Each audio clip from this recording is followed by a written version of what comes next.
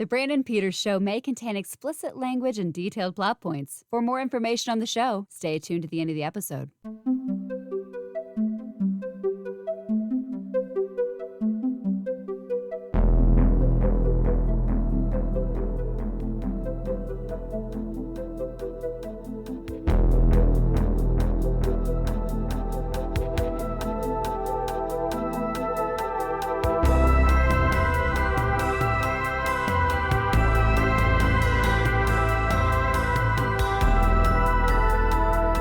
And now, here's Brandon.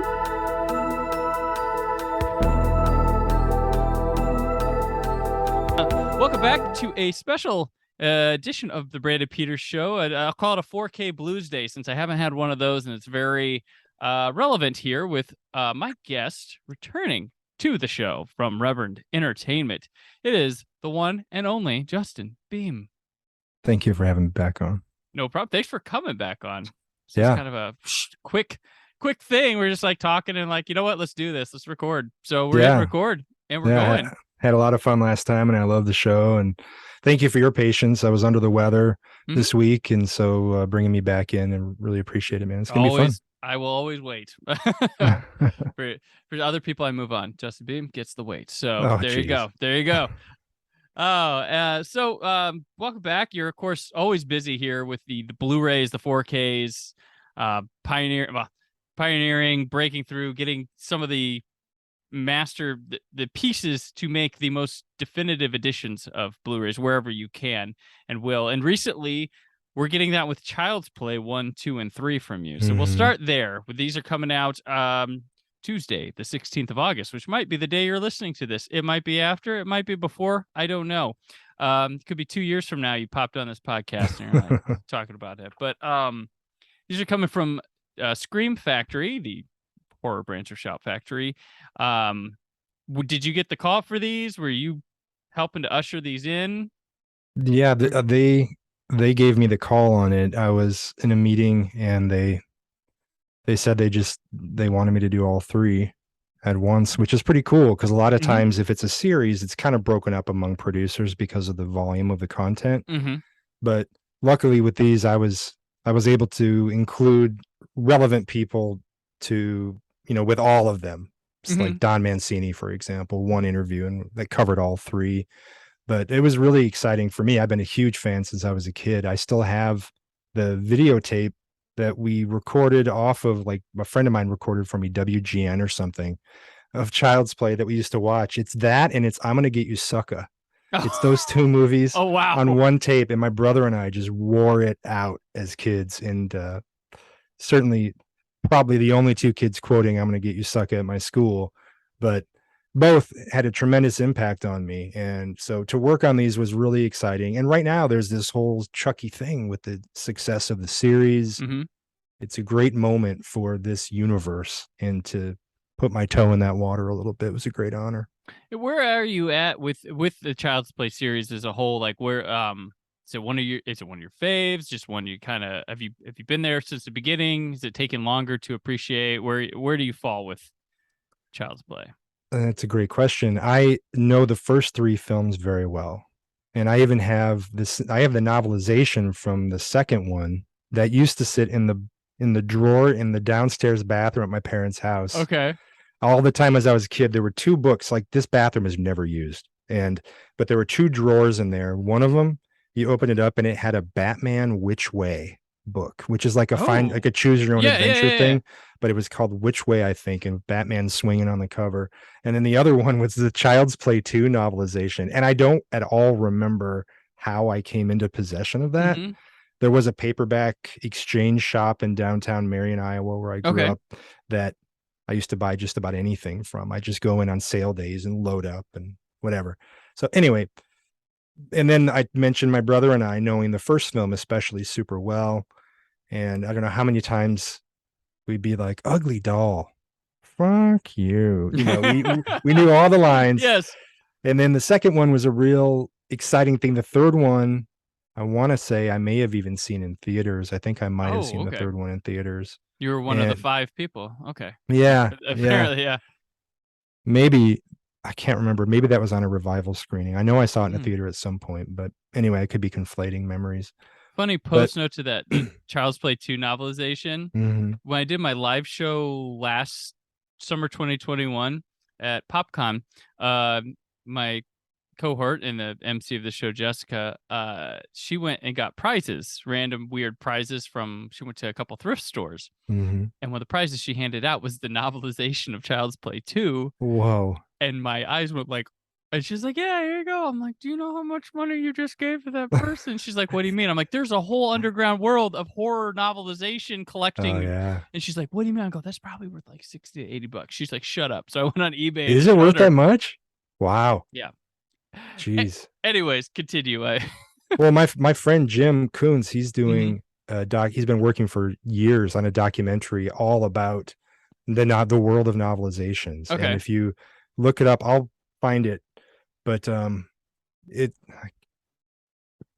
can't remember the name of it, but it's almost finished. I think it's been in post for a little while. Okay. But he if you walk into his studio, he has this incredible like 5-shelf wall that's nothing but novelizations. Oh, And if it's wow. out there, he's bought it. If he can't find it, he's looking for it. It has to be the most thorough collection Some of them anywhere. are just like pricey as hell. Yeah. I looked in them, I'm like, that's neat. And then I saw I was like, yeah, I'm not going to get into that collecting. It'd be cool, but I think most of it's because they're back in the day, you couldn't update the writer. You had to give them like a script and it went off that.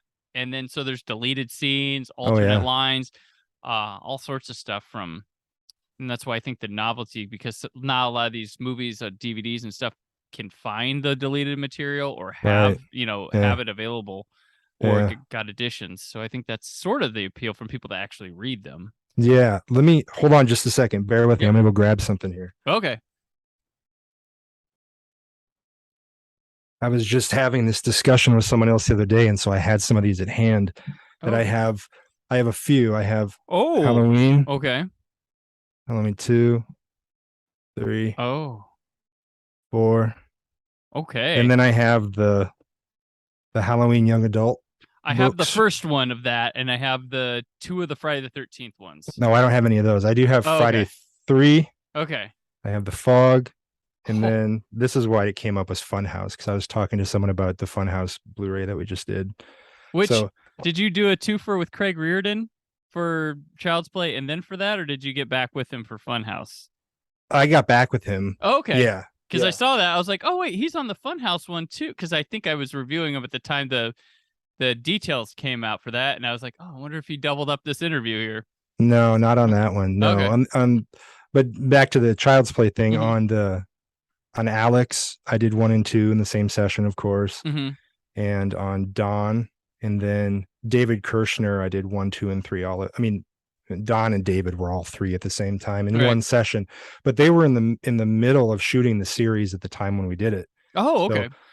So, I'm glad that the whole COVID thing is changing, and I hope it continues to progress as it has. But that really caused a lot of speed bumps for us as we were trying to create these features and trying to do interviews at a time when, especially in LA, you just straight couldn't. No one. It wasn't even just about people. Oh, I'm a little uncomfortable doing this in person. It was like in a lot of cases they just couldn't. Yeah. So this is the last vestige of a remote interview, like as a result of the production schedule on Chucky. Don and Alex had to be remote interviews, but still, I mean, the connection with those guys was amazing, and with David Kirshner especially. And we can dive in as deep as you want on these. Yeah. No, with those 3 guys, man, it was just incredible. The conversations, and Alex and I got so deep and into very emotional territory. Oh yeah, no, he had to cut off at one point in which child? Maybe the first one. I think he had to tell you to stop. He's like, nope.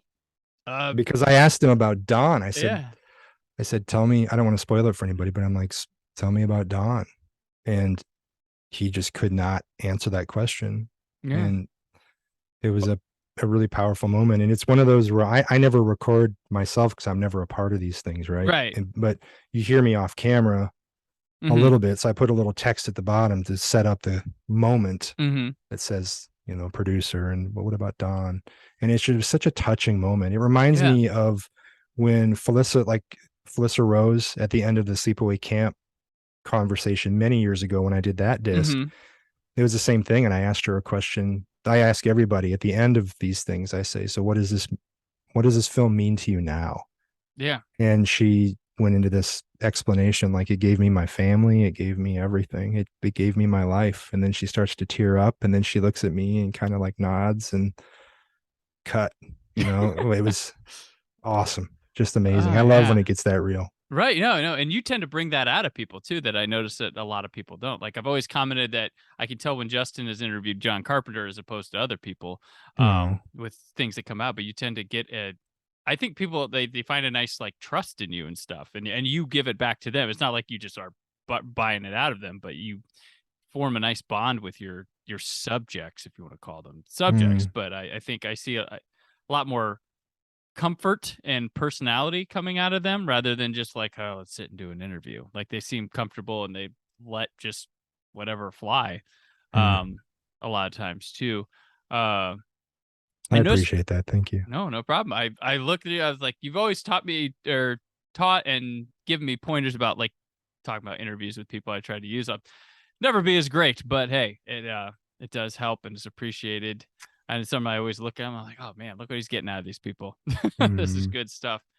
In your sets, I have a question, because the first Child's Play on your added material, which I think is great, because they put out a Boffo regular standard Blu-ray one like 6 years ago. I was like, didn't they just put a Child's Play a couple years ago? I was like, no, it was 6 years ago. Yeah. Well, it's like 5 years plus a pandemic, and then 2 years, so it feels but do you pick the order in which they're going to show those, or the list them, or does Screen Factory do that? A good question. No, I never have. Trying to think if that's ever been the case. They prioritize them. Okay. It's marketing that does that. And that, I think, falls in the hands of Jeff Nelson on the Shout Factory and Scream Factory, rather. Jeff is, how dialed in he is with horror. I mean, the guy, he's an encyclopedia. And so I think he is probably the one telling them, put this guy, this gal, whoever it is, first. And some of the things that, and I'm always cool with that. I know I've had some pretty obtuse features on some of these things, and I understand when they get bumped to the bottom of the list. Like on Killer Party that came out, I was so excited about White Sister, the band. Do you know the movie Killer Party? I do. Did we discuss this already? No. I haven't got the Blu-ray of Killer Party yet. I have the old Warner Archive DVD of it, but man. I need to get the Blu-ray. They didn't send me that one for review, but you do need to pick. It's so great. I mean, the movie is so fun anyway, and that's one.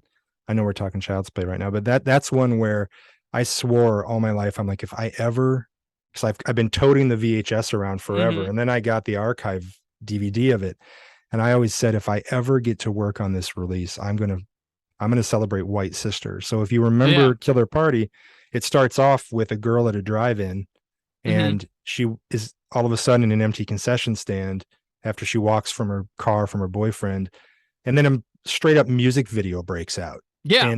And so it's a music video, and then it's zombies, and it's cars burning. It's insane. Yeah. And it's a full length music video at the beginning of this movie, at the very beginning.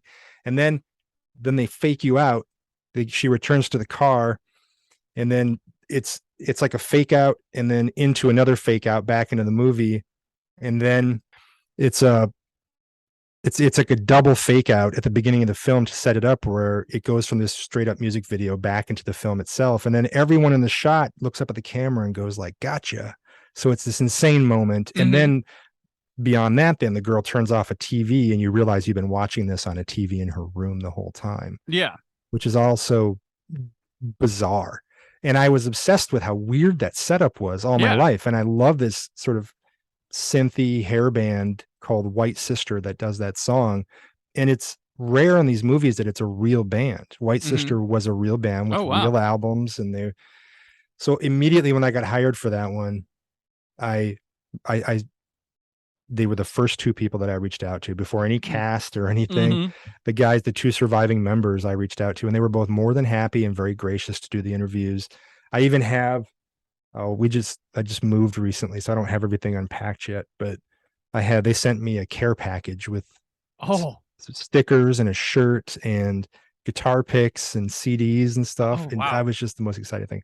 Anyway, it became this celebration of this band that not many people have heard of from Right. Pasadena or from Burbank. And I was the most excited about that feature on there. And it's at the very bottom of the list on the back, to your point a moment ago, Yeah. just because I understand not that many people are probably dialing in, picking Right. up that disc for the White Sister thing. But for me, that's where my heart went first, was Well, to that. that's the thing I like to see though, like because I'm a Doctor Who fan, and they put out these great. They've been putting out for the last 4 or 5 years. They've been putting the classic series out on Blu-ray in Mhm. season sets. They'd never put them out in season sets before. They put them serial by serial because the season would comprise of 5 serials, so they'd never put them Okay. together in once. But they're doing awesome bonus material for those that are outside of the box, but still tell the kind of like making of story maybe somebody wants to hear or something Mm. through that. Like they had a one I always talk about is season 23 when they put that out. Around that time, in pop culture, they released a Doctor Who cookbook, and they did a featurette called the Doctor Who Cookbook Revisited, where they went to all the cast that provided these recipes. They went to their homes, cooked that with them, talked Amazing. about shows, talked about that cookbook and stuff, and you get a real sense of like them, what it was like at the time, and they just go to everybody's house. And one of them, Fraser Hines, who was a companion in the second Doctor season in the '60s, he's like, I just wanted to be a part of this. I grabbed some recipe, called it Jamie's something something, and threw it in. I've never made this before. Good for him. Like, and then one of them was like, I'm vegan now, I can't make this, so I'm gonna make this thing instead. And they do that. But yeah, it's really neat, and you get these people, but they do a lot of different featurettes like that. They had one, it's called Looking for Lenny. It was a director that worked on a couple serials during the John Pertwee era, but he passed away, but he hadn't worked on like much else or Mm. anything. So they called it Looking for Lenny, and they went and tried to find out as much information about this guy's life as possible, built this story, visiting family and all this sorts of things, talk about this guy who didn't direct much back in the day, Yeah. and told a story of him, because those BBC people were like just workmen. It was like a 9 to 5, like not Yeah. everybody was, it was like working construction for them back in the day. Right. So Yeah. those are the kind of things that is definitely kind of feature I would be jonesing about now. Like, oh my Yeah. gosh, that's a weird story that, I know what some people are going to say about people working on movies, but this is going to be like, what happened here? Like, they would have the most unique story. But Yeah. Yeah. That's it. It was really fascinating. And I did on Willard, I brought in the animal trainers. mm-hmm, Finally got it out of my mouth. I brought in the animal trainers because the movie's got like what, 2 leads, right? You could right. say Crispin and the Mm-hmm. rats. And I don't know if I said this on your previous discussion that we had, but I don't know if we talked about. I think you were getting ready to do Willard whenever we would have talked about Willard. I don't oh, think we. okay. I don't think we've. I don't think it was out yet. And I wanted to get the story of these guys, Mm-hmm. and I find out that it's these Boone's Animals for Hollywood team who had animals in hundreds of TV shows and movies. And I reached out to these guys that I assumed would just be like, I'm kind of busy. They couldn't have been more excited. And I realized they're like, we don't really know what to do here. Commentary, like we've never done any. And one of them said, I've never been interviewed before. And the other guy's like, I've never done a commentary. I don't really know. How does this work? And I'm like, you guys are legends. And I can't believe this. And they were very nervous coming in. Oh And wow. then it turned into just wall to wall animal love. And Mm-hmm. it was Oh wow. amazing. It was one of the most fun commentaries that I've ever had the pleasure of being a part of, man. It was really cool. But those side roads, that's the exciting stuff for me for sure. Yeah. And you never know what you're going to run into when you meet somebody. You never know Right. where they'll lead you in the discussion. And that's why I try to, when I go in with way more research than I need.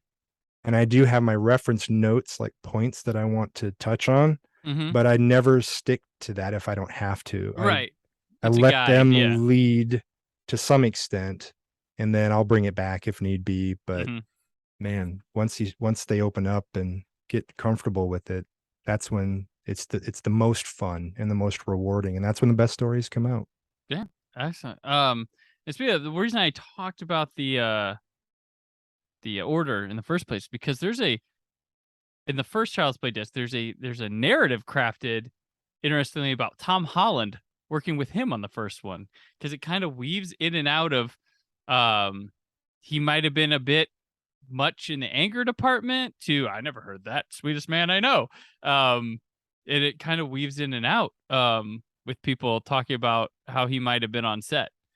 So I thought, and it played as I watched the interviews, one after another. It told this like weird background story about how Tom Holland might have been. Interesting. I don't.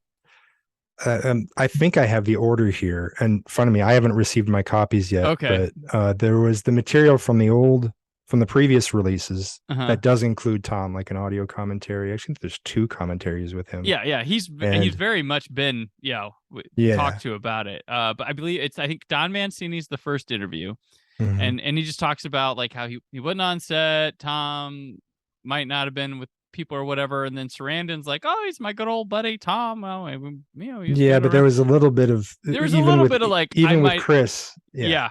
He was like I might have needed to be there for him for some things, and that's why he brought me here. And then Kirshner's like, I haven't heard anything about him. And then no, that's not true. Oh, is it? That's not true at all. I don't want to spoil it here. Oh no, but I will say that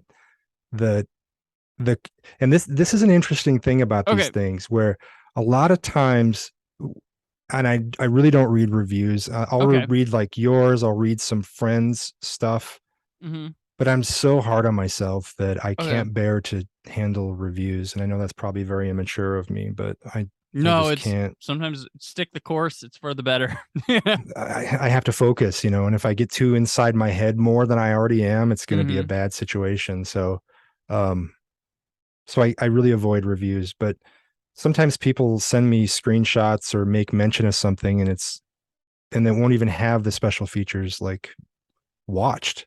It'll just have a list of them, which is cool. It's showing the content and everything. But if you're going to review, especially in this day and age, I would think if someone's reviewing the Blu-ray, they're surely watching everything that's on there. And I think the fans probably want to know about those interviews. Right. And so it's interesting to me to hear your story about the narrative weave on this and how you interpret that, because you're watching everything. And even and somewhere in that weave, David's story got lost. The reality of David's story got lost. And I only bring this up because I really don't want to spoil it here, because I think it's arguably it's probably the most important discussion on this whole disc is the conversation with David Kirshner on that first one. But he most definitely had things to say about how Tom was on set. I must have. Yeah, fair enough. You were there. I was not. Well, it's not. No, it's not that at all. I mean, I what I'm finding interesting though is just that even with you watching them all, like there is a narrative that appears that I hadn't thought about before now with the bulk of the stories. Yeah, because Shout likes these things to be individual. They don't really favor the documentary all in kind of approach right now. Yeah. Which I lament a little bit, but also I have other resources, like other places where I get to thankfully do that. But it really, you spend time with these people, whereas in a lot of these all-ins, you might not get so much time. And I think there's a lot that you're being hit with when you have 5 or 6 interviews on one disc. That's a lot of discussion to go through. Yeah, because as you say, the very last one was my favorite because it was Robert Latham Brown. Yeah. And he goes, well, aside for the time he jumped me and strangled me, we got along great. So I was like, what? Or I don't think he said strangled. I think he said grabbed. Or something like that. He grabbed me. But aside from that, we got along fine. Yeah. I was like, all right. I was like, that was the perfect cherry on top of what had led through that. But you're talking about like, people writing about the bonus features and stuff. If they're new bonus features, I will give a rundown as best I can of them. But if there's like stuff carried over, I usually time code it just to ensure people looking that, oh, that's the same one. That's the same one. Because I've reviewed it before, or it's been there before. Do you know it? So I spend my focus on, I try to make sure what's new and what's not and things like that. And these Child's Play though, for 2 and 3, most definitely new, because those have never, that's a dream getting those finally. There was rumors about some Child's Play 2 and 3 Blu-rays a couple years ago from Scream Factory, but then they finally came here with the 4Ks, and you got everybody you needed for those. It took some time, I think, for them to get the license all cleared up. And I know that the part 1 has been out of print for a while. And so they were sort of, I think, waiting till they could do something like this. And I know that there's a lot of people who are hoping that the rest of the series is going to be in queue now. And it would certainly be very exciting to continue with this throughout the whole series if that's going to be a possibility. But yeah, man, like 2 and 3, and then somehow 3 I ended up with the most people on. Yeah. Which you just never know. Yeah, you just never know. Was Justin Whalen not available, or like I didn't hear back. I tried, and that's another thing. If there's ever anybody that anyone's looking at these things and going like, why isn't blank involved? 100%. I tried, and I have so many angles that I work from to try to get in touch with people, and sometimes you just can't. And it could be scheduling, it could be representation standing in front of them and not feeling that it's worth their time. That's happened a lot too. He might not even just like he hasn't done anything since 2009, so he just might be, I'm out of the business, I don't want to talk about it. Yeah, so, maybe. And then that's the case too. Sometimes that's the case. Because what was her name from Friday the 13th? Jason Lives, the lead female in that one. With Tom Matthews. Can't remember her, but for Crystal Lake Memories, when they did the documentary based off the book, they got her, and in the beginning she goes, this is it. I'm never, like, I've ignored these for years. I don't do conventions. I want to forget that part of my life, but here it is. I will do one interview for this. That's what Rick Baker did for me on King Kong. Oh wow. Okay. Because he had made comments. He had been at some, like he had talked about it here and there in some interviews. He was at a screening, I think at the New Beverly at one point, where they did a kind of a brief Q&A at the end of it that he was a part of. But when I approached him about doing an interview for King Kong, he initially didn't respond. And then eventually he wrote back and he said, Justin, he said, I got to admit, it was my wife who convinced me to do this. And it was her helping me understand this is probably my chance to set the record straight. This is because it'll live with the film, right? It'll carry on with the movie. And his story is so fascinating and frustrating and challenging and at once wonderful that once we started talking then, which was originally planned to be an on-camera thing, and this was again height of COVID. Kong was totally COVID production.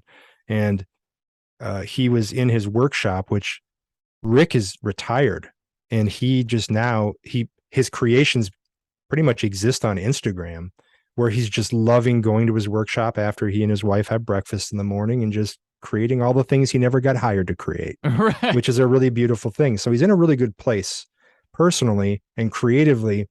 So he's in this environment, and we start having this conversation, and I probably asked him 3 questions the whole time, but he just started this chronological story from the beginning. Like, we started back when he was a kid and his relationship with Dick Smith. And then he just kept going through, and he would pause once in a while. Like, is this going okay? Like, how you feeling about it? I'm like, man, keep going. But I instantly realized this is going to have to be a commentary track because I don't want to lose any of this. And then he started really getting into the weeds on the Kong stuff and revealing a lot of stories that he's never told before about it. And it was just such an honor to capture all this. And then at the end, when we were talking about how the structure was going to go on it, I reassured him, this is a rare time. Usually you don't have the people listen to it or watch it because too many cooks in the kitchen can really cause a lot of problems. And also we're usually on a pretty short schedule on these things. So there's not that gracious time window that some bigger projects would have.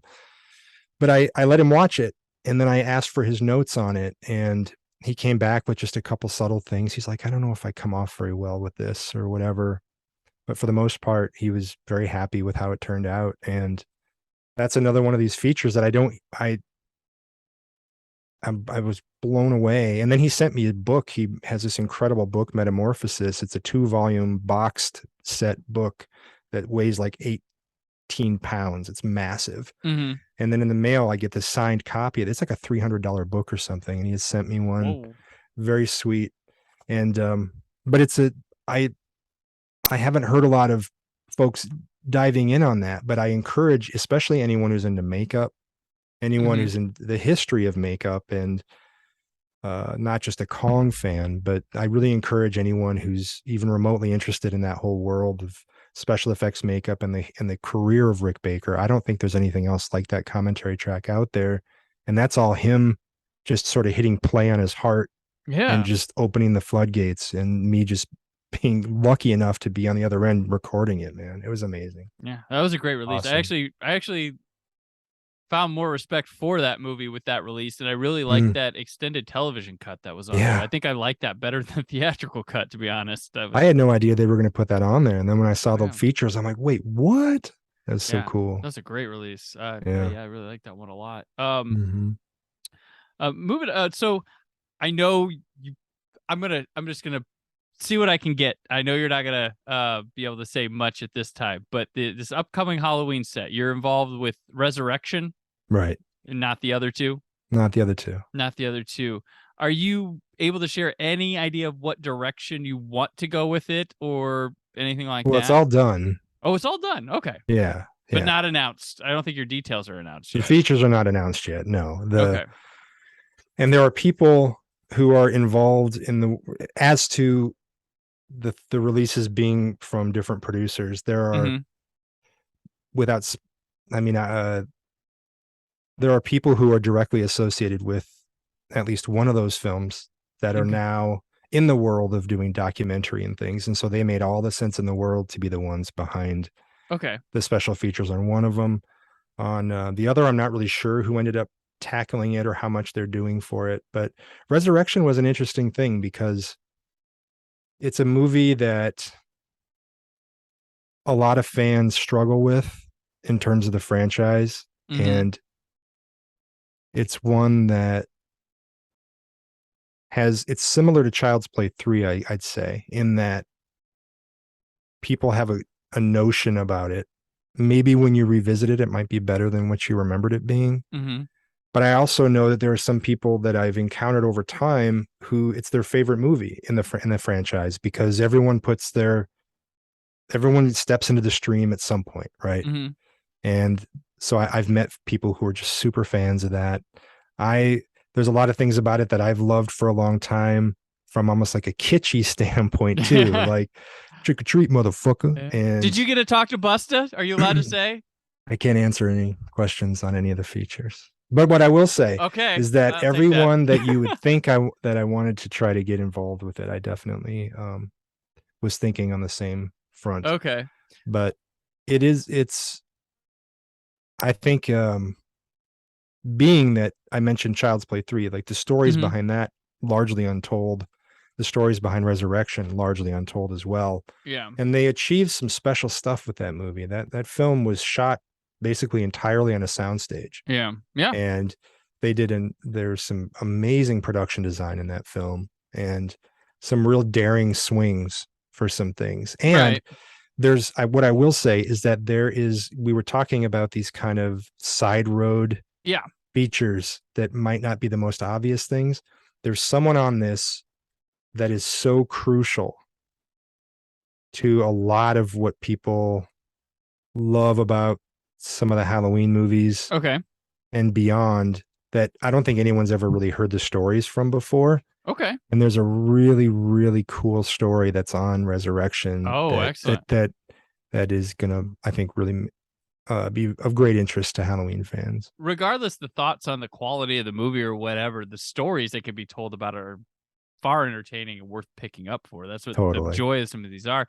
I have a question regarding Resurrection that sounds like it'd probably be not in the cards to do, but when that movie came out, Rick Rosenthal, he mentioned that a cut of the film he wanted to do for like a DVD release, told purely through the head cams in that movie, with the potential to be able to hit the angle button and switch characters.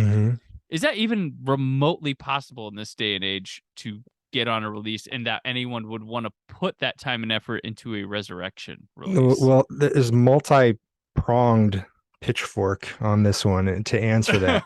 One, yes, they did consider that for the film. Okay. They that was discussed, and several of the people in the interviews mentioned that. Mhm. So it is talked about why that, what was considered, how it was approached, and then what the evaluation was of the practicality of that.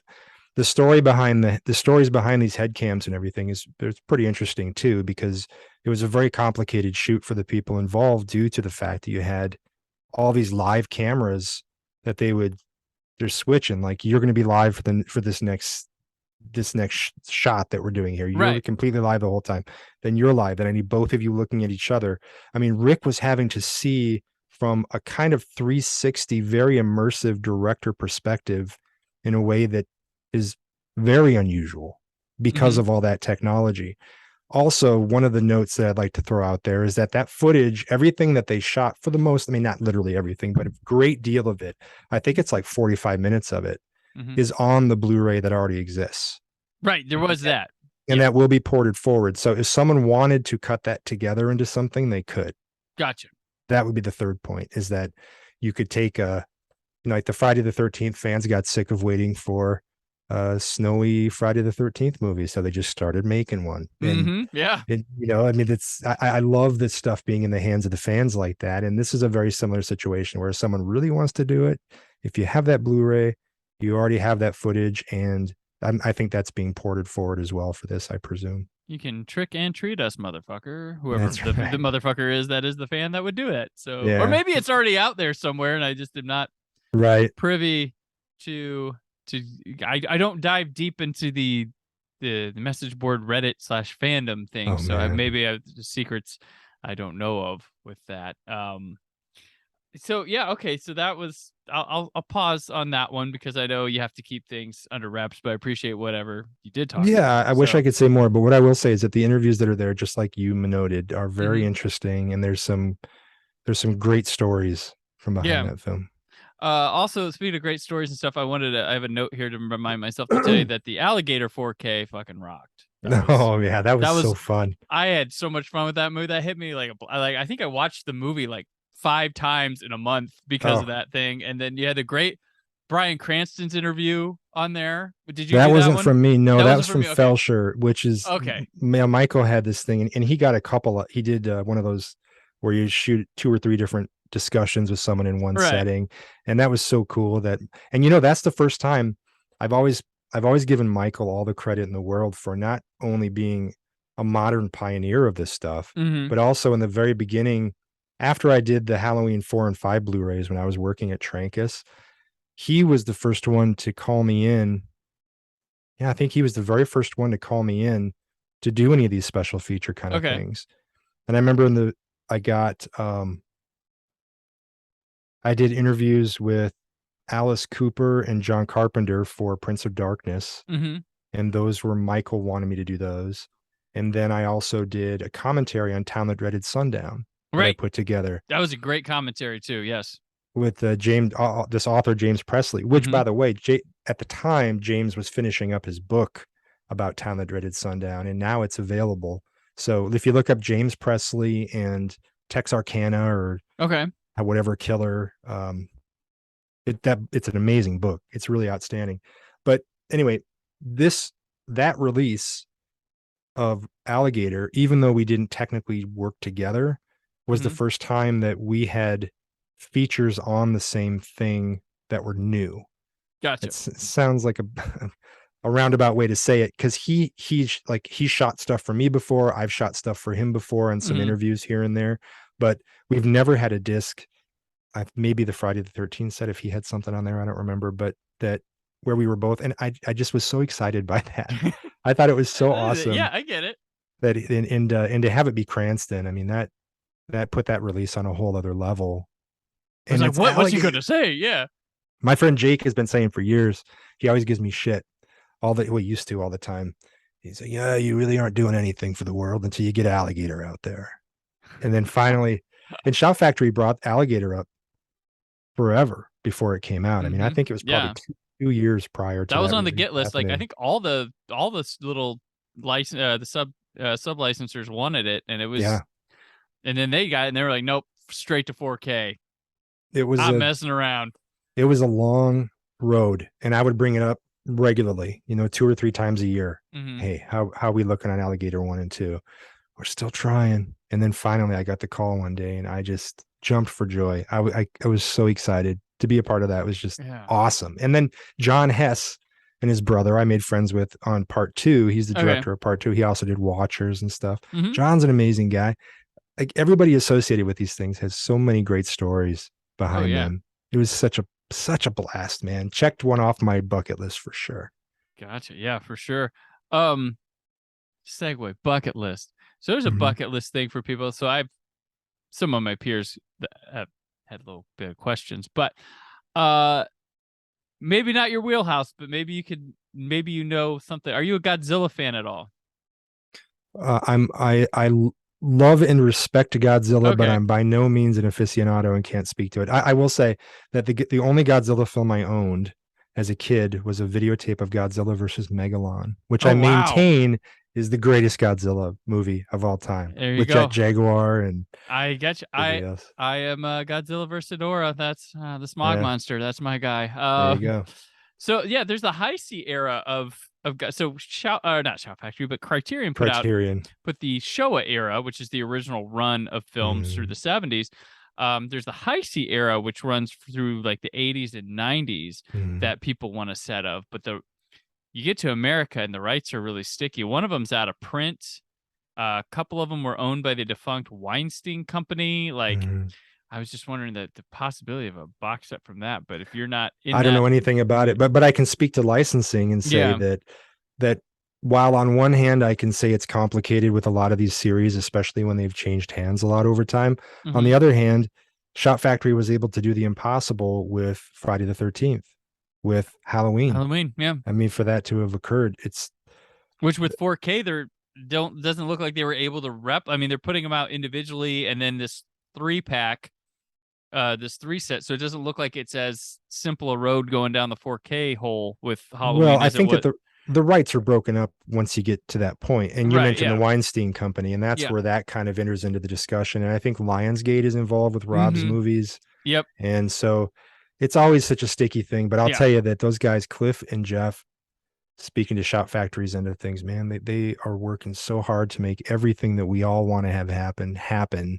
And if it's not there, it's for a reason. Oh yeah. And so hopefully the Godzilla thing happens. 1 through 5 individually, and then a box set of 3. Fine, I'll take it. You're putting them on 4K, and they're gonna look good. They're not gonna be, because forever, like until the 4K of Halloween 4, like the transfer on that was like, it was pretty good, but I'm like, I always felt there was room for improvement. And then like watching a whole new film when it came out on 4K, I was like, okay, someone went back and actually restored this sucker, because I don't know what Anchor Bay Lionsgate was doing at the time, but I know you were involved with that early on. With those, you added some features to those in the Anchor Bay back then. Yeah, it was Anchor Bay back then, and they didn't.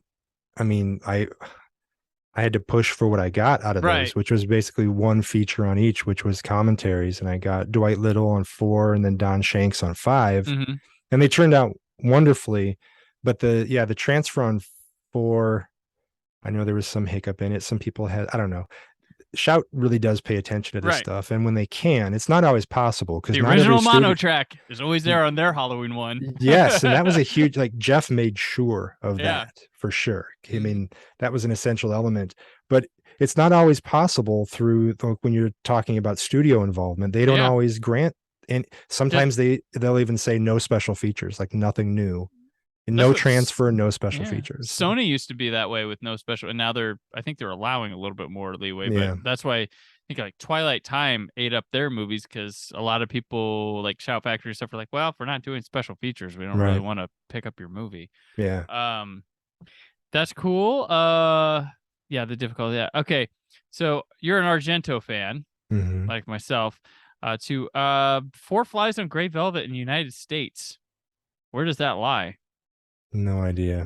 I at one point was with Paramount, but I don't know if that's true at all. I mean, I could check with it's my team at but Paramount that and could have see. expired too. So, Yeah, but yeah, I mean, Felsher might be a good point of resource on that one. right, He's in tune with the guys that in my mind draws me to Blue Underground, Synapse, right. and those companies that he's a lot closer with than I am. So Hmm. they may have something. I mean, who was it? I just got this Tenebrae box. Yeah. Who Arrow put that one and out? Is that Arrow? Synapse did that to.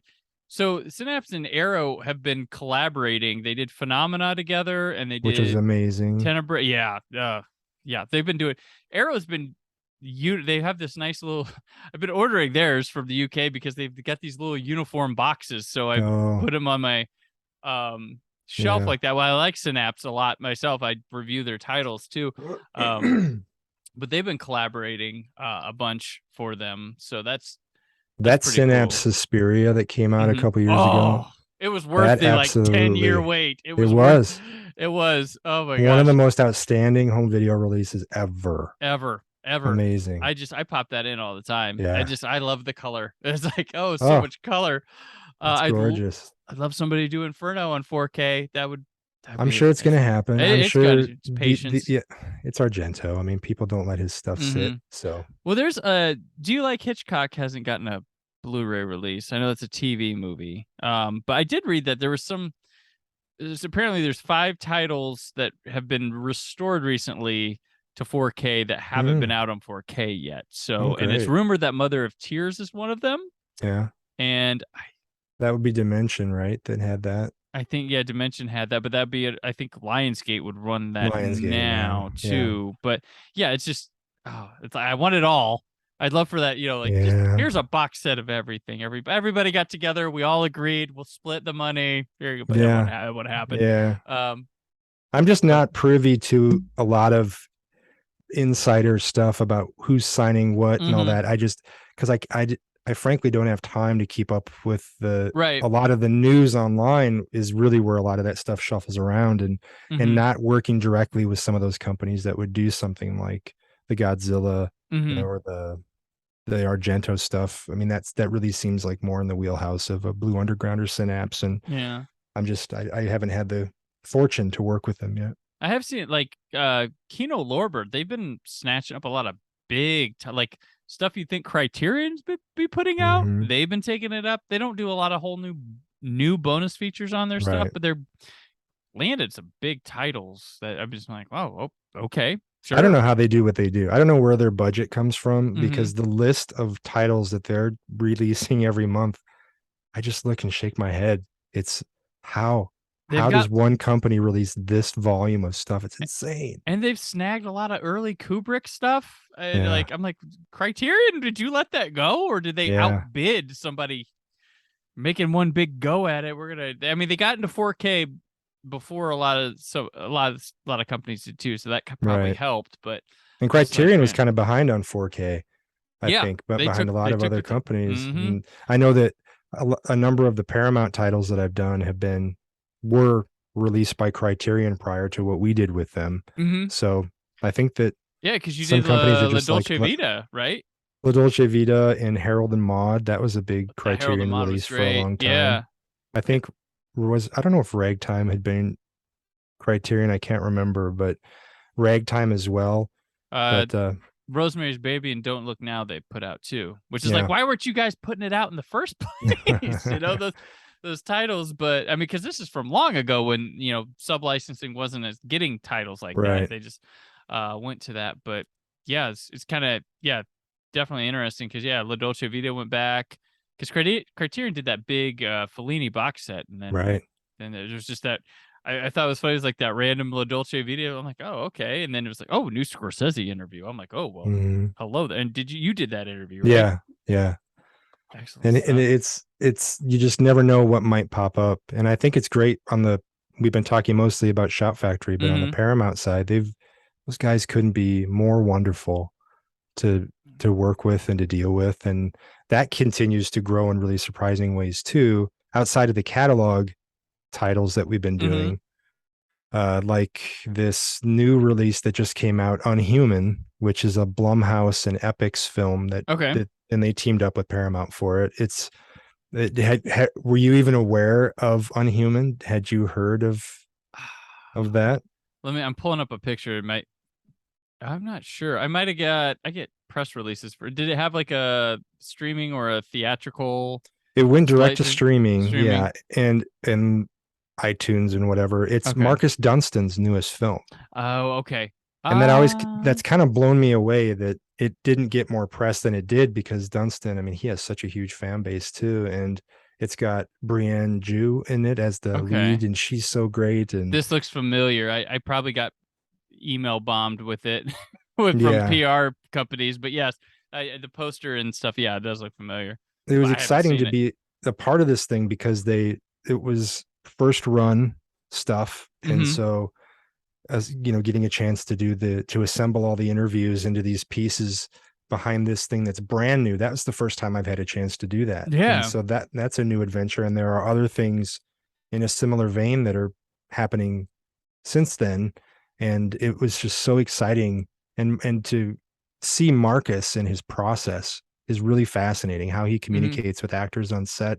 He's like me, he's very rhythmic, he's very musical, Yeah. and he'll carry his phone around with music playing, just set the mood. And to help people remember their beats, he'll walk around, Oh, you cool. are running to the door, you turn left, and it matches the music. And so in the way that they can connect with it emotionally, it's this unique resonance that music has that he's employing to help them Right. dial into their characters, which is so fascinating. It's a neat movie. It was really neat to be a part of, and I hope that people discover it. I hope it Yeah. comes out on physical at some point with the features on there too. Oh, for sure. Yeah, definitely. Yeah, because it looks like it was on Epix. Is that? Well, Epix is yeah, I mean, they teamed up with Blumhouse on the Oh, okay. production side of it, and then the Paramount was kind of a releasing entity for it. Gotcha. It's a cool movie though. That was something different. Yeah, definitely. I'll need to add it to my list of things to check out for Yeah. sure. So yeah, you mentioned like Paramount stuff like that. Like what in not in a positive light, what's the differences in working with all these different like Vinegar Syndrome, Arrow, Shout, Paramount? What's the kind of feel and vibe you get from each of those when you go into a project with those? Like if they were to blindly tell you to do something, what is so and so like? What are they angle Mhm. for more? You Oh, allowed to it's talk great. about that or Yeah, absolutely. And the okay? diversity is so wonderful with them. Mm-hmm. And because this was kind of like when I was writing for the magazines, when that was my mainstay thing Mm-hmm. prior to all this stuff, where I started with regional music magazines and then went to Fangoria. And then I kind of assumed that there were lines in the sand around these mastheads. So I didn't think of any thought about writing for famous monsters of filmland. Mm-hmm. But then I started doing that simultaneously with Fango, and everybody was cool with that. And then Scream out of the UK magazine was added into Yeah. that. And so but each one of them was a completely different experience, different editors, different, of course, production teams too. But the content they were looking for was diverse and allowed me to explore different avenues. But I kind of Mm-hmm. knew what each one was looking for and what they Gotcha. were open to when I would pitch stuff.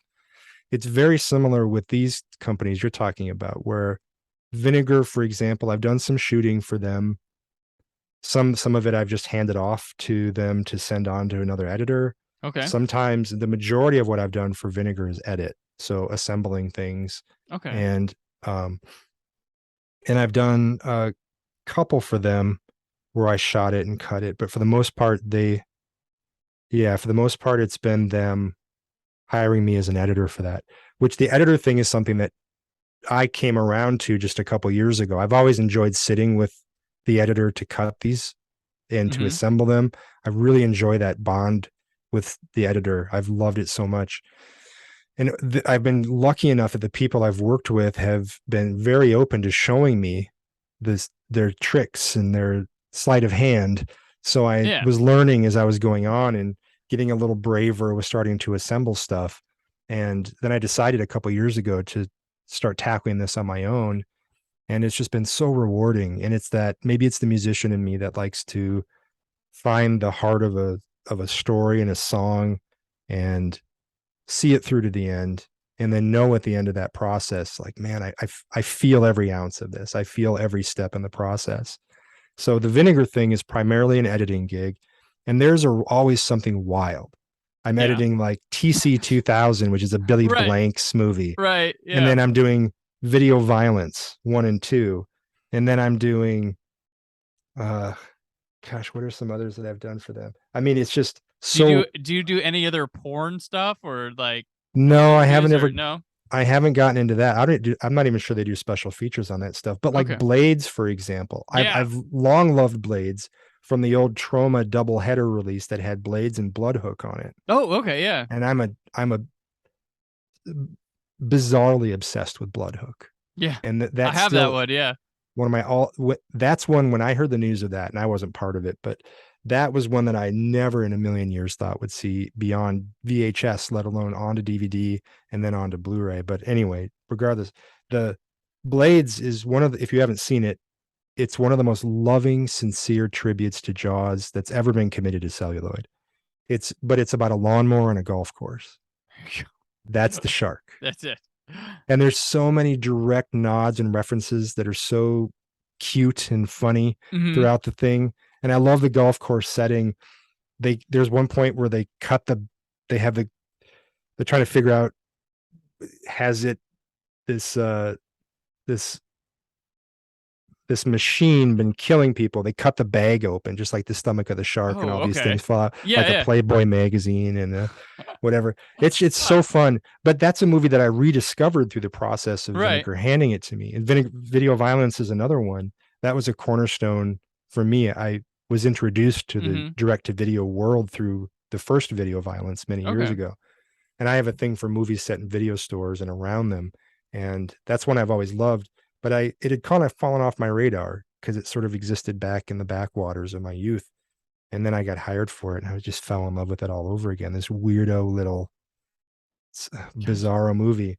So they're kind of like the punk rock part of my catalog, like ragged, crazy movies, always fun, very light to me because I'm cutting it. I'm not there from the very beginning with the stress of the interview prep for most of it and all that. And it's always going to be something eclectic. And I just love Vinegar. I'm such a fan of theirs. And then Shout is Shout has, like I mentioned earlier, they like the individual interviews. So where Vinegar, I can cut things together and make one doc. Shout wants the individuals, which allows me to get further in depth with the people. And of course, those I'm researching, I'm bringing the people in, I'm writing the questions, I'm conducting the interviews most of the time in person, sometimes remote, sometimes, but I'm there from A to Z on those. And and those, they allow me, Shout gives me complete free reign to do whatever I want on the titles. I say that having not turned anything in that I think is too controversial. So maybe if I wanted to do something that they might not like, they probably say no. But I've been very fortunate where I come up with like the White Sister thing. That's not necessarily obvious. And they were totally cool with including that on there. And so they're great because I've known them the longest. I'm very close to Jeff and to Cliff.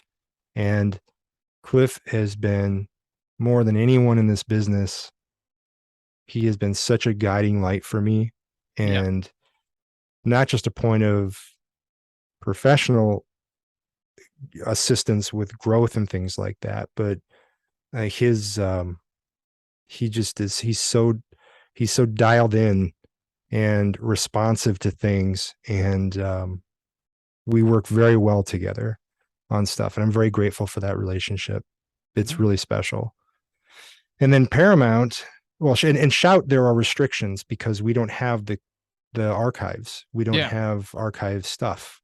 So I have to find the elements that I want to bring into it. So in addition to the research I'm doing for interviews, I'm also going and hunting around online for promotional images that we can use, trying to get personal photos or video from the people that are associated with the title.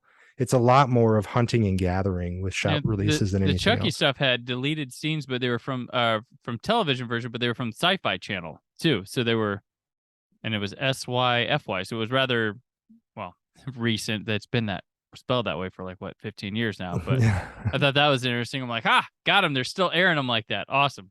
Yeah, you just never know what. And they will bring things in like that TV version of King Kong. I had no Mhm. idea that that was going to be on Yeah. there. That's so exciting. But that the shout thing is as all encompassing as can be. Yeah. Paramount, they don't there isn't the drive to fill things with as much content on those. So it'll be fewer interviews, or maybe depending on what we're doing. If it's part of the Paramount Presents line, then they're a little more excited about, well, if I throw like Breakdown, for example, I went completely nuts on Breakdown. That's like that might be their best one. Oh, Yeah, that one's very, very good. And the Liberty Valance, that was a very, very yeah. that one, yeah, those are two of them that have a lot more than normal. Breakdown was it was one of those, it's like Big Trouble, where I didn't want breaks on that. I didn't Yeah. Not only did I not apply the brakes, I didn't even want breaks Yeah. because I was so excited to do it. And with Paramount, my executives that I work with internally are all wonderful. And even through the changes that have happened with the company, and luckily my Mhm. team has remained intact Yeah. inside there. And man, I honestly expected to go into this working for them and be kind of a number, Mhm. because you think studio, like Shout, you think is like this, and then Paramount is Yeah. Paramount. And Yeah. I really fully anticipated feeling kind of out of my own in an island. It couldn't be farther from the truth. I mean, my team there, the team that I work with is so incredible, and we're in direct contact with each other all the time. Even when I'm not working with one of the executives on something, we're getting together when I'm in town, Right. and we're texting each other about the kids or whatever. And their archive team has been one of the most unexpected and wonderful aspects of working with them. And this applies to Breakdown. It applies to The Last Castle. It Mhm. applies to a bunch of different things, or a bunch of different titles, where there are some things that might not be on the sheet, on the page in terms of their inventory, but Mhm. I'll go to them and ask the archive team, like, is there any chance that we have this alternate opening for Breakdown? And they'll be like, initially like, no, we don't have it. But then they'll look, and then I get this email like, we actually have it. There was an alternate opening to Breakdown that ended up sort of being forced onto the director, Right. and he wasn't real excited about it and felt he had sort of won a victory in not having it included with the final film. And I Mhm. understand his perspective on it completely, Right. but it's one of these things that's entered into mythology to some extent, where people, oh, I heard that there's this other thing. And Umbrella put out a release just prior to ours that had some stills Mhm. from this that were kind of screen caps, I think, from a pirated version or something. Okay. But but it wasn't the full thing. Yeah. And through the process of discovery with the Paramount Archive team, we were able to find uh, the entire thing with audio intact and include it with, and you have the option with or without commentary from Jonathan Mostow, the director, where he can explain why he saw what he saw and didn't see in it, whatever. On The Last Castle, have I told you that story? I'll hear it again. Do you know the film Last Yeah, Castle? yeah, yeah, yeah. With Robert Redford. Yeah. It's And Gandolfini. Yeah. yeah, James Gandolfini, Robert Redford, Mark Ruffalo, Rod Lurie is the Mhm. director. And it's this movie, for those who haven't seen it, about a general who gets put in a military prison, and then he kind of leads an over like a this revolt within the prison, because they have Mhm. this awful guy, this kind of the warden dude, this colonel, played by Gandolfini. This movie has this incredible story, and that Rod Lurie shares in the features on it, and where he talks about when they were editing it, 9/11 happened, and they had at that Oh. time their promotional images were two towers from the prison in flames and an upside down flag. Ooh. It was all wrong for the moment when it was about to land. Right. And so they pulled the marketing on it literally when it was coming out. And so it did almost nothing at the box office, which is a real shame, because it's an amazing cast. It's one of Redford's greatest performances, and it's a really stout, quick moving, just brilliantly written Mhm. film. So good. They had shot originally, and I didn't know about this until Rod told me. He mentioned it in the interview. They shot an alternate ending to it where it shows, spoiler alert, Redford's character's funeral, his military funeral. Mhm. And it has this moment of acceptance for his daughter that Rod felt was important enough. That's why they shot this thing, is Right. not just to pay tribute to the character, but also for this moment of revelation for his daughter. Anyway, I asked if this thing existed in the vaults, and they're like, I don't think so. And then I pushed and pushed a little more. And then a couple weeks later, I get an email. You're not going to believe this. Not only did they said, because it had never been touched, because they Mhm. decided not to include it in the film because of 9/11. They thought it was way Right. too handed away to end the movie, and there were already enough military funerals happening, right? So they say, not only do we have it, we have everything from the day. We Oh, have all the shots, and we have the audio for all of it. And they said, we'll send it to you.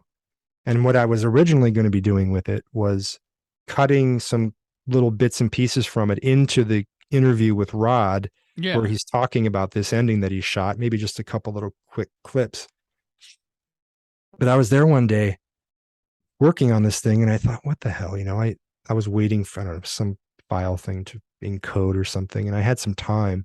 And I thought, I'm just going to put this together. I'm going to see how I would cut this scene, because I had all the shots, like every take of Mhm. each shot, all these things. So I knew how it was supposed to go.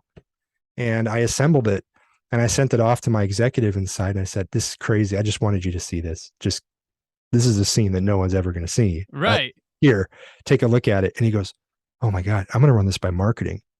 And I was like, whoa. Marketing comes back. They loved it for whatever reason. They're like, oh, we definitely want to include this if we can. Let's get it to Yeah. legal. And that's where I thought we'd hit the brick wall. Right. And then legal looked at it, and they're like, no, we can do it. They reviewed whatever contracts. So it's on there. So So crazy. it is crazy. So I edited a scene in The Last Castle, technically, and it's on the disc, and I couldn't believe it. I just really, it still blows my mind. It's not supposed to go that smoothly. It's not. No. And then I had breakfast with Redford, 2 years later, year and a half later, because we were talking about Ordinary People, and which he ended up, the scheduling just didn't work out on it, but the meeting was for him to kind of feel me out on Ordinary People. And Gotcha. Yeah. which I have crazy stories behind that too. But You can tell them. he had seen, well, remind me in a second here. Okay. He had seen that cut with The Last Castle Right. on it, of that scene. And he said, I was so happy that was allowed to happen. And I was like, what? You watch Blu-rays and special features and my special. Dude, it was insane. I'm sitting in a restaurant with him, and everyone's, I mean, you just feel his presence when he walks in the room. He's one of those guys, and just larger than life. It's like when Kurt Russell walks in a room, you're just like, jeez, Mount Rushmore, Yeah. And then we're sitting there, and it was one of the most humbling, amazing honor moments of my whole life, was when he even acknowledged that he had seen it, and then he was glad that it existed. And I was really heartbroken that we couldn't get him on board for Ordinary People. But the other thing with Paramount, to your question about the differences too, is their openness to things that I was able to bring in. Like when I interviewed Kelly Leak for Bad News Bears, Jackie Earle Haley, who played Kelly Leak, probably the most iconic character in that whole film, short of Walter Matthau as Buttermaker. And he being Jackie, mentioned, he's like, yeah. And then it was just in passing. He's like, and then there was a day my dad was on set messing around with his Super 8 camera we had just bought, and it made him put it away. So things were really secretive back then. And I think that my question to him was, did you have any photos from behind the scenes or something? And anyway, we get to talking after the interview. I said, does that footage exist that your dad shot? And he said, I don't know. Maybe in my parents' attic or something. Lo and behold, like a day later, he texts me and he's like, we found it and my wife is going to transfer it. I'm like, what? Wow. I'm like, and it is the only behind the scenes footage that exists in the world on Bad News Bears. That's insane. And it's behind the scenes. It's only like 2 minutes long. Right. But it's the scene at the beginning where Buttermaker is sitting in his car and he's kind of drinking and he's looking out at that field like, what the fuck? What am I gonna do here? I don't know what to Yeah. do with these kids. And then a hand reaches in with a lighter, and it's Kelly Leaks. It's Mhm. Jackie's character, and he lights his Buttermaker's cigar, and Buttermaker kind of looks up at him, and then Jackie takes off in his motorcycle. Well, this footage that his dad had shot shows everybody. You're seeing Walter Wow. Matthau. You're seeing the car that he's sitting in. You Yeah. see Jackie on the motorcycle, kind of like getting used to riding the motorcycle and stuff. Mhm. Literally would never have seen the light of day had he and I not had that discussion. And that's one thing when I took it to Paramount, I'm thinking there's like 100 people in this footage.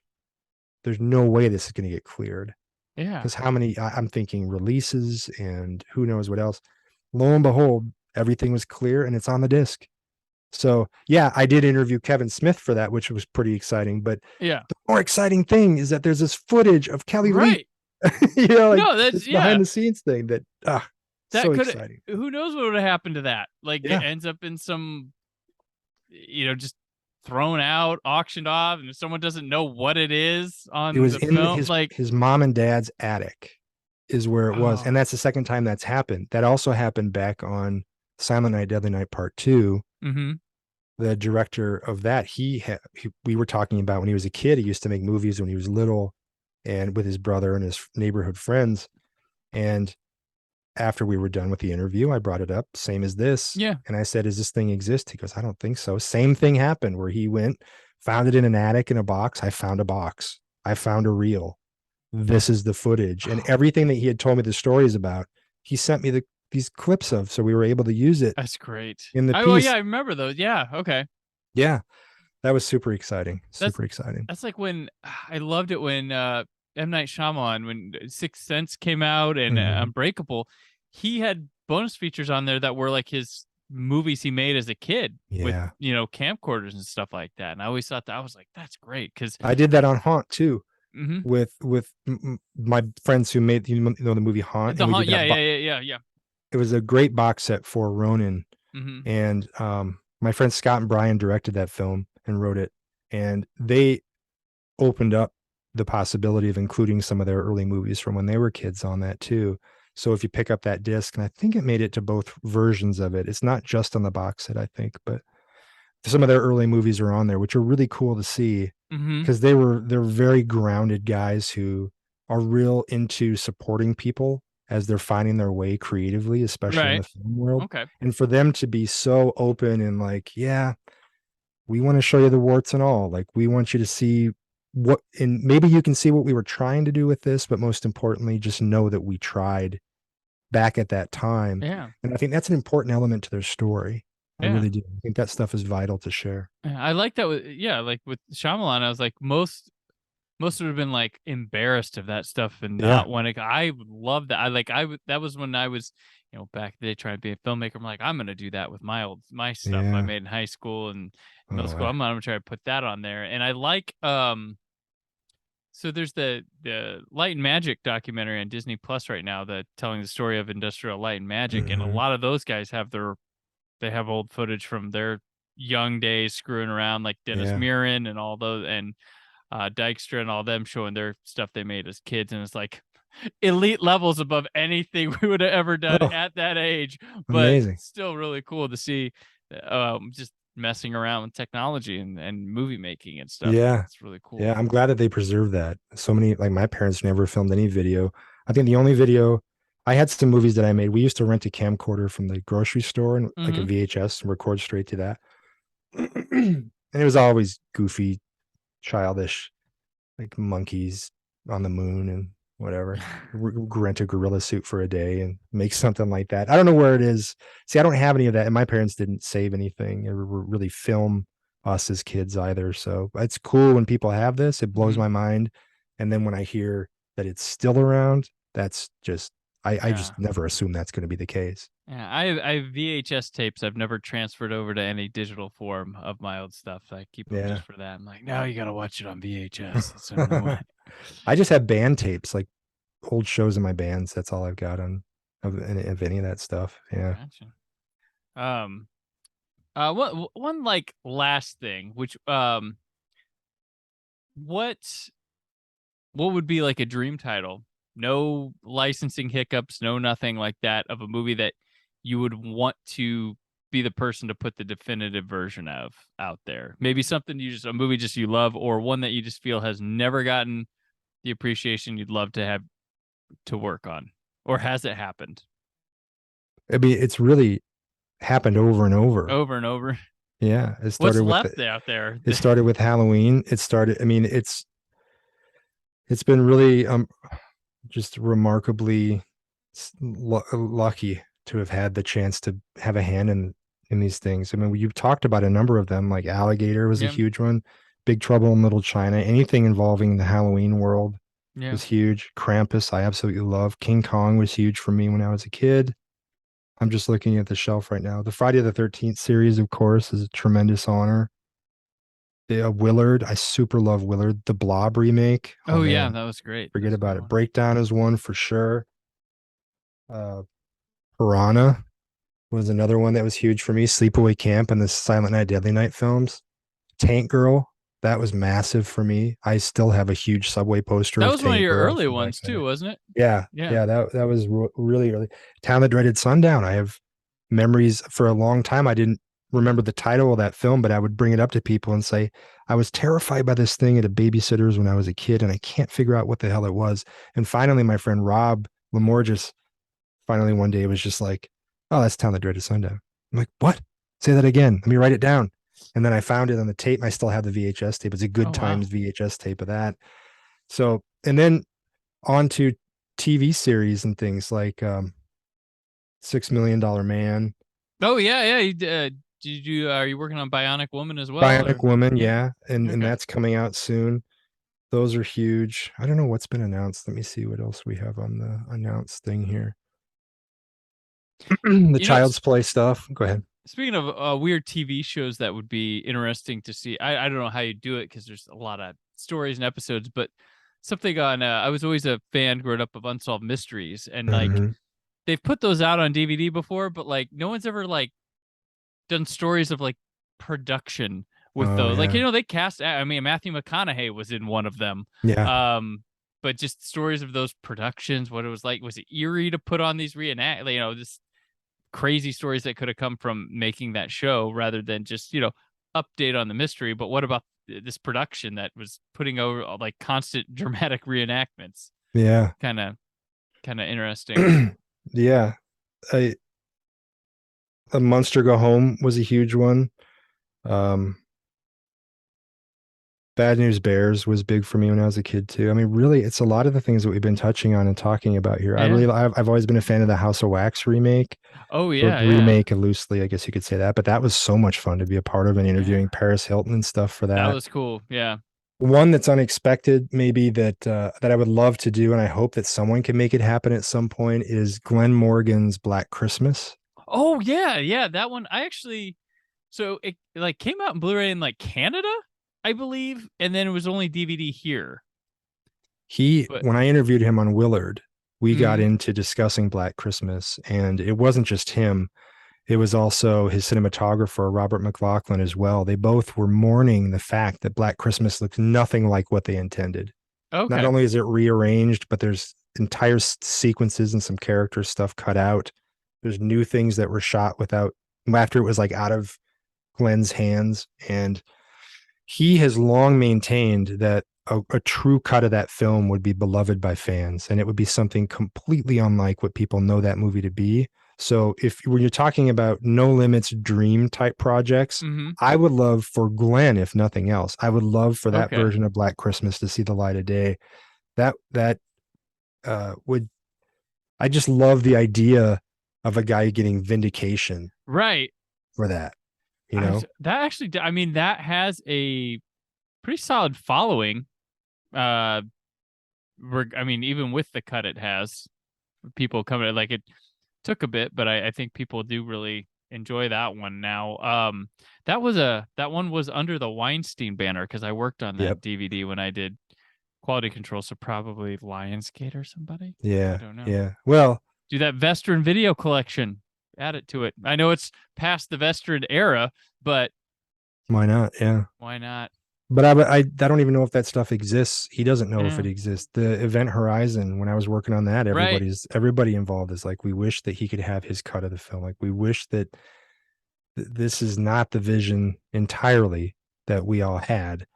And the vindication thing is like Lee Harry from Silent Night, Deadly Night 2, and showing that footage of him when he was a kid, his home movies and stuff, Mm-hmm. really made me feel like, and that's a movie that has been so reviled over time. What a lazy movie, people say. That's Right. 90, like 50% of it's the first movie.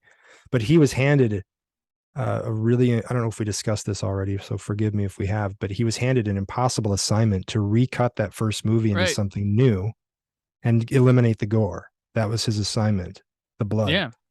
It was supposed to be like a TV version, right? Or something like that. And he said to the producer, he's like, well, what if we just take that money and give me a couple days to shoot some things? And then he made this wildly ambitious multi-location, huge car and explosion stunt, special effect, exploding head movie with this guy, Eric Freeman.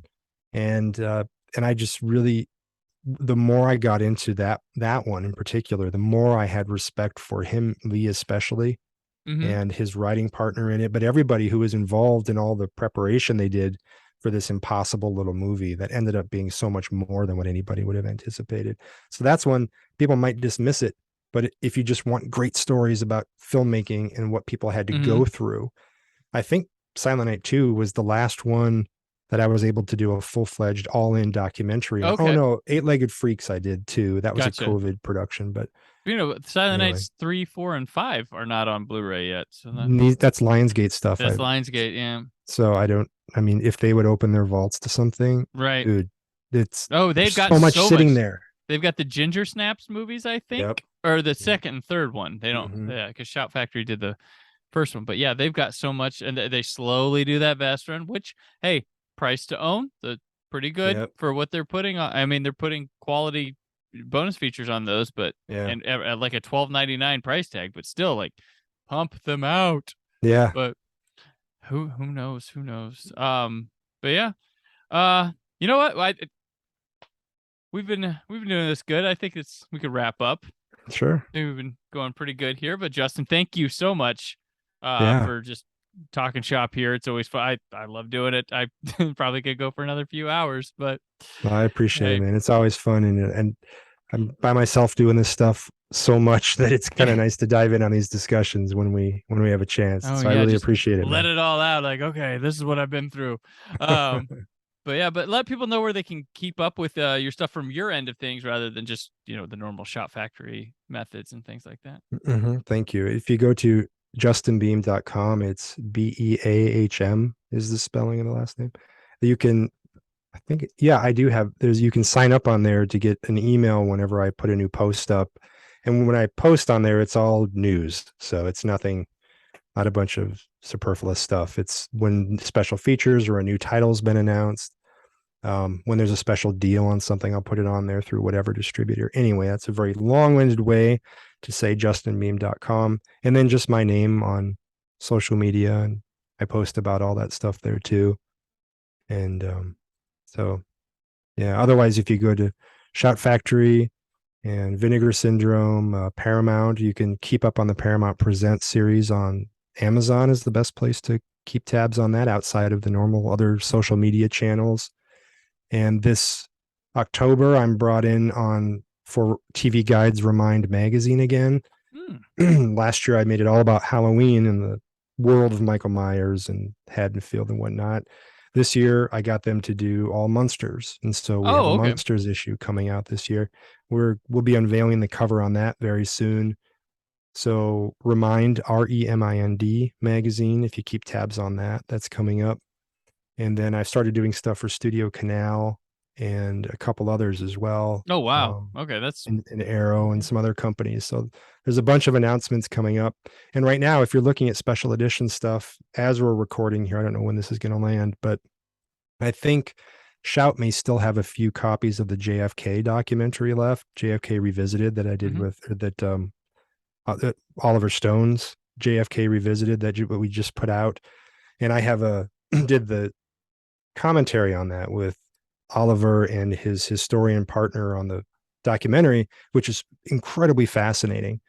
So JFK Revisited just came out from Shout. Anyway, bringing this up just to say, Oliver Stone's autograph really doesn't exist in the market. He doesn't do appearances. He never do an autograph show or anything. Somehow Shout convinced him to sign some posters.